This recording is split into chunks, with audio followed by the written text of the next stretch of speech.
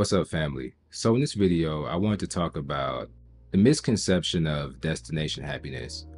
Now, I feel like the pursuit of happiness is such an important thing. It's a really complex topic because there's so many goals and dreams that a lot of people set out for, and oftentimes they can be so far out that they almost turn into pillars of happiness. They see other people on TV, on social media, taking all these trips. They have all these different material items. They have these cars. They have maybe a business or a job that you might look at that as an individual and say, man, I wish I had that. I'd be so much happier. If I had this amount of money, I'd be so much happier. If I got this job, I'd be so much happier. And I think it does beg the question about whether happiness is a feeling or a place. I just think far too often, so many of us think that once we accomplish that one thing or get that one thing, that we will finally be happy. And that's not always the case. I know for me personally, when I first started working out, getting in the gym and just trying to build my body up to where I wanted it to be, I thought that once I got to some point in the future that I'd be happier. But the truth is, a lot of times when we place such a powerful meaning into one thing to accomplish, once we're able to hit that goal, sure, you might get that rush of satisfaction or happiness at first, but for a lot of people, it quickly goes away and it becomes, okay, like, what's next? And it's tough to have that feeling because in some cases, we've worked so hard and have done so much to try to get to it. And to have that feeling that it just didn't pay off completely, it definitely feels like a setback. And in some cases, it can feel like major disappointment or even lead to being depressed. It's like, take a dream job, for example.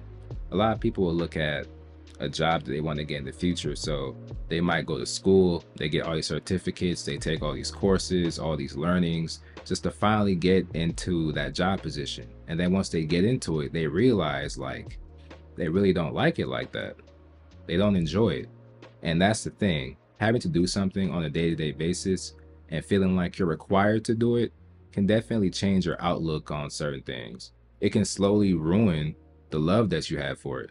Once you've worked hard enough and gotten to a place where you feel like your body is what you want it to look like, you still have to maintain it. If you get a new car that you want to get and it looks great and it drives great, eventually you're going to have to do maintenance on it. And then you remember that you got to make payments on it. So I think a lot of people, when they think of reaching a goal in the future and they think about the success that they may have, they forget about the process of maintaining. They think about where they are currently or the worst version of themselves, and they think of the finish line, but they don't think about everything in between. And then even after the finish line, there's still the marathon that you have to run simultaneously after you reach your goal. And this is why chasing events and chasing happiness and material things, or chasing happiness in just one singular thing, can be a trap door. And this is referred to as destination happiness syndrome. So this is what happens when people feel like they're going to be happy once they get to a certain point. It's almost like a treadmill of emotions. They accomplish something, they get happy, then they start to feel unsatisfied, then they find something else, chase after that, they accomplish it. And sometimes people can go in that cycle because they feel like they haven't found their purpose yet. And this is why I've always prioritized feeling content more than being happy. It's easy sometimes to attach happiness to the next thing or the next goal, but being content allows you to put perspective on the things that you do. It also allows you to put perspective on where you are and just understand that things are okay even if you don't chase after that next thing.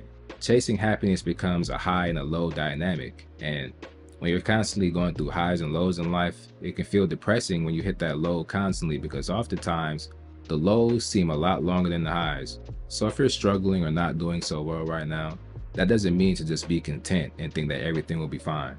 It means to seek improvement, try to become better, and become more aware of where you are and what you can achieve. And then once you achieve those things, try to keep them in perspective.